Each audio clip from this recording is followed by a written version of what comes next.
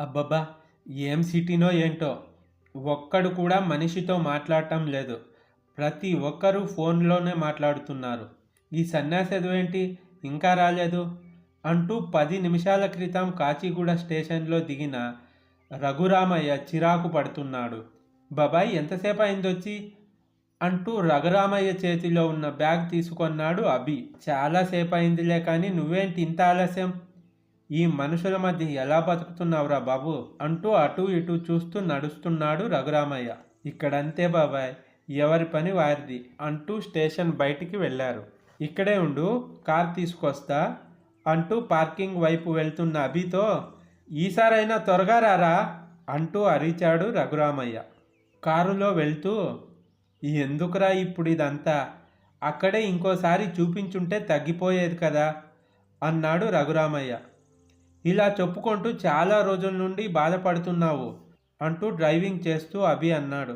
ఏంటో ఈ కాలం, తుమ్మినా రోగమే తగ్గినా రోగమే అంటూ గొనిగాడు రఘురామయ్య. దగ్గినప్పుడు రక్తం కూడా వస్తుందంట కదా, ఛాతులో కూడా నొప్పి అన్నావంట కదా అంటూ రఘురామయ్య వైపు చూశాడు అభి. అన్నానులే, ముందు చూడు, అది అప్పుడే అంతా మోసేసిందా అంటూ భార్యపై కోప్పడ్డాడు. ఇంతలో ఇల్లు చేరుకొన్నారు. అభికి పెళ్ళి అయి సంవత్సరం అవుతుంది. అభి ప్రేమించి పెళ్లి చేసుకున్నాడు. ఆ అమ్మాయి పేరు సువర్ణ. పేరే కాదు, మనసు కూడా బంగారం. రఘురామయ్య రాగానే స్నానానికి వేడి నీళ్లు పెట్టింది. స్నానం చేశాక రఘురామయ్యకి టిఫిన్ వడ్డించింది. అమ్మా, మీ చిన్నత్త నీ కోసం పూతరేకులు, కుడుములు, వాటితో పాటు మన తోటలో ఉన్న మామిడి పండ్లు, అలాగే ఏవేవో కూరగాయలు కూడా పంపిందమ్మా. ఆ బ్యాగ్ కారులోనే ఉందా అంటూ అభి వైపు చూశాడు. తీసుకొస్తా అంటూ పరుగు తీశాడు. ఇంకేంటమ్మ విశేషాలు అంటూ సోఫాలో కూర్చున్నాడు రఘురామయ్య. బ్యాగ్తో అభి లోపలికి వచ్చాడు. కోడలి కోసమైనా నా కోసం కూడా ఏదైనా పిన్ని పంపించిందా అంటున్న అభి మాటలకి, ఎందుకు పంపలేదురా, నీకోసం రవ్వుంటలు పంపింది అంటూ నవ్వాడు. వెంటనే అభి బ్యాగ్లో ఉన్న బాక్స్లు మొత్తం వెతికి రవ్వుంటలు తింటూ, పిన్ని చేతిలో రవ్వుంటలు ఎందుకు బాబాయ్, అంత రుచిగా ఉంటాయి అంటూ ఆరగించసాగాడు. ఏదో గుర్తొచ్చినట్టు గబుక్కున లేచి, బాబాయ్ వాడు ఉదయాన్నే రమ్మన్నాడు, త్వరగా వెళ్దాంరా అంటూ తన రూమ్లోకి వెళ్ళాడు అభి. హాస్పిటల్లో చాలా జనం ఉన్నారు. ఏంట్రా నీ ఫ్రెండ్ అంత గొప్ప డాక్టరా, ఇంత జనం ఉన్నారు అన్న రఘురామయ్య మాటలకి, అందుకే కదా ఇంతమంది జనం ఉన్నారు అంటూ నేరుగా డాక్టర్ రూమ్లోకి తీసుకెళ్ళాడు. డాక్టర్ నవీన్, ఎంబీబీఎస్ అని టేబుల్పై బోర్డు ఉంది. అభిని చూసి హాయ్ అభి అంటూ విష్ చేశాడు. హాయ్ అంటూ అభి అన్నాడు. నవీన్ నర్స్ని పిలిచి రఘురామయ్య దగ్గర బ్లడ్ తీసుకొని రిపోర్ట్స్ కోసం ల్యాబ్కి పంపారు. నవీన్ రఘురామయ్యకి ఉన్న అన్ని సమస్యలని అడిగి తెలుసుకున్నాడు. చాలాసేపు తర్వాత రిపోర్ట్స్ వచ్చాయి. వాటిని చూస్తూ నవీన్ షాక్ అయ్యాడు.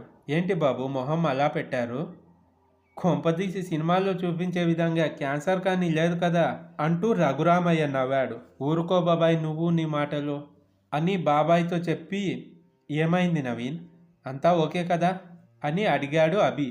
నాట్ ఓకే అభి, అంకుల్కి లంగ్ క్యాన్సర్ లాస్ట్ స్టేజ్లో ఉంది అంటూ రిపోర్ట్స్ టేబుల్ పైన పెట్టాడు. నవీన్ మాటలకి అభి అలాగే రఘురామయ్య మాట రాని వారయ్యారు. కారులో మౌనంగా డ్రైవింగ్ చేస్తున్న అభిని, అభి కారుని ఇంటికి కాకుండా ఏదైనా పార్క్కి తీసుకెళ్ళు అన్న రఘురామయ్య వైపు చూస్తూ కారు వేరే వైపు తిప్పాడు.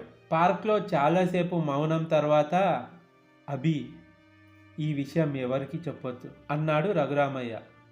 అది కాదు బాబాయ్ అంటున్న అభితో, నువ్వు ఈ విషయం ఎవరితో చెప్పినా నేను చచ్చేంత ఒట్టు అంటూ అభి చేతిని రఘురామయ్య తలపై పెట్టుకొన్నాడు. మరుసటి రోజు సాయంత్రానికి ఊరు చేరుకొన్నాడు రఘురామయ్య. భార్య సావిత్రి అడిగితే, ఏం లేదే తగ్గిపోతుందంట అని చెప్పి మొహం తిప్పుకొన్నాడు. నేనంటే నిజంగానే నీకు ఇష్టం ఉంటే ఈ డ్రెస్ తీసుకో అంటూ తన చేతిలో ఉన్న కవర్ని హరితకి ఇవ్వబోయాడు కౌశిక్. దానికి దీనికి ఏంటి సంబంధం, నువ్వంటే ఇష్టమే కానీ నాకు ఈ డ్రెస్ వద్దు, మనకి పెళ్ళి అయ్యే వరకు ఎలాంటి కానుకలు తీసుకోవద్దు, నాకు పెళ్ళి అయ్యే వరకు కానుకలు ఇవ్వాల్సింది మా నాన్న మాత్రమే అంటూ హరిత మాటలకి కౌశిక్ మొహం చిన్నబుచ్చుకొని సరే బాయ్ అంటూ వెళ్ళిపోయాడు. కోపం వచ్చింది సార్కి అని మనసులో అనుకుంటూ ఇంటి దారి పట్టింది హరిత. కూతురి కోసం ఎదురు చూస్తున్న రఘురామయ్య కంటికి హరిత కనిపించగానే అంతులేని సంతోషం కలిగింది. నాన్న ఎప్పుడొచ్చారు? డాక్టర్ ఏమన్నారు? ఏం కాదు అన్నారు కదా అంటూ నాన్న పక్కన చేరింది హరిత. కూతురిని చూసి తన చేతుల్లోకి కూతురి మొహాన్ని తీసుకొని కన్నీటి వర్షం కురిపిస్తాడు రఘురామయ్య. ఏమైంది నాన్న, ఎందుకీ కన్నీరు అంటూ తండ్రి చేతులని తన చేతుల్లోకి తీసుకుంది హరిత. ఏం లేదురా, నిన్ను చూసి 3 రోజులైంది కదా, కన్నీరాగలేదు అంటూ నిజం దాచేస్తాడు రఘురామయ్య. ఆ రాత్రి రఘురామయ్య పడుకొన్నాడు, కానీ మనసులో ఏవేవో ఆలోచనలు. హరితకి పెళ్లి చేయకుండా చచ్చిపోతానేమో అని భయం వేసింది. అలా జరిగితే ఊహించుకోలేకపోయాడు. ప్రతి పండక్కి ఏదో ఒక కానుక ఇచ్చి కూతురిని సంతోషపెట్టేవాడు. తను చనిపోతే నా కూతురికి కానుకలు ఇచ్చి సంతోషపెట్టేది ఎవరు? తన కూతుర్ని తన అంత ప్రేమగా ఎవరు చూసుకుంటారు? అలా చూసుకునేవాడితో కూతురి జీవితం ముడిపెట్టాలని అనుకున్నాడు.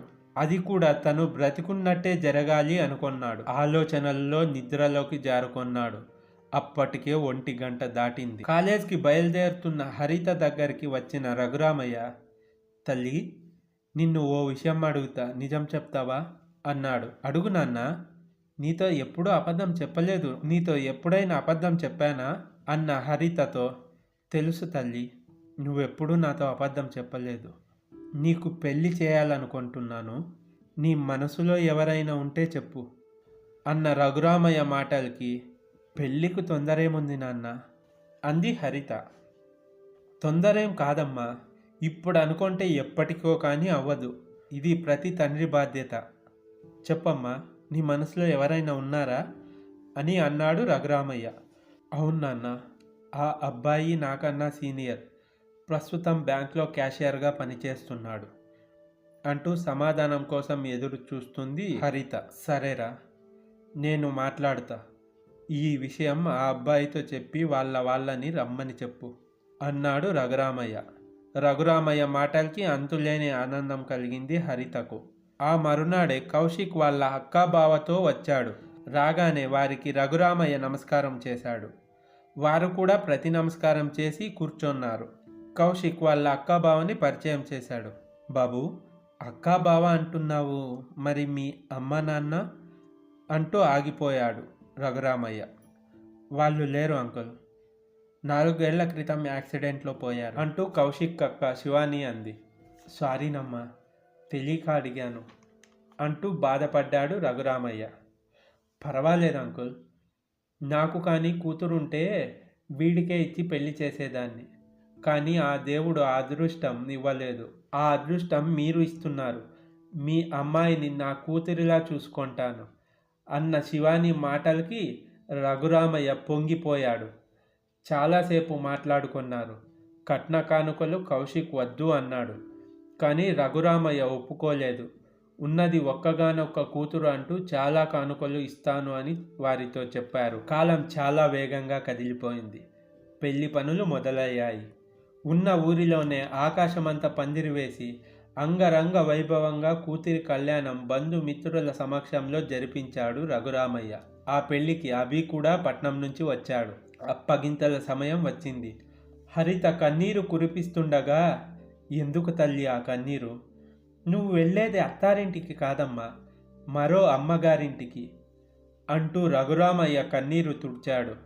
ఈ రోజు నుండి హరిత నా కూతురు మావయ్య గారు, ఏ కష్టం రానివ్వకుండా చూసుకుంటాము అంటూ శివాని రఘురామయ్యకి మాట ఇచ్చింది.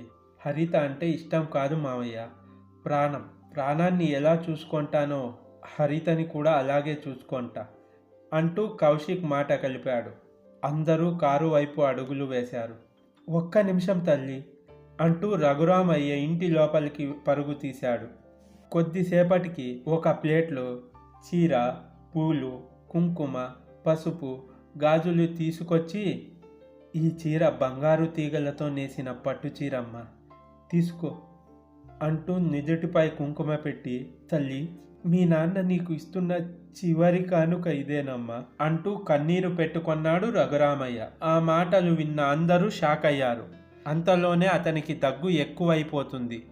నోటిలో నుండి రక్తం పడుతుంది. అతను కింద పడిపోతాడు. అందరూ ఏమైంది ఏమైంది అని కంగారు పడుతుండగా రఘురామయ్య కూతురి చేతిని కౌశిక్ చేతిలో పెట్టి బిడ్డ జాగ్రత్త అని చెప్పి కన్ను మూస్తాడు. తరువాత అభి వారికి జరిగిందంతా చెప్తాడు. బాబాయి చివరి కోరిక హరిత పెళ్ళి, అది చేశాడు అంటూ కన్నీరు తుడుచుకుంటాడు అభి. సంవత్సరం తర్వాత, అయ్యా బాబుకి ఏం పేరు పెడుతున్నారు అన్న పంతుల గారితో రఘురామ్ అంటాడు కౌశిక్. కూతురి ప్రేమ కోసం తిరిగి కొడుకులా పుట్టాడు రఘురామయ్య అనుకుంటారు అక్కడున్న వారందరూ. ఈ స్టోరీ మీకు ఎలా అనిపించిందో కమెంట్ చేసి, ఈ వీడియో నచ్చితే లైక్ చేసి మన ఛానల్ని సబ్స్క్రైబ్ చేసుకోండి friends. Thanks for the watching.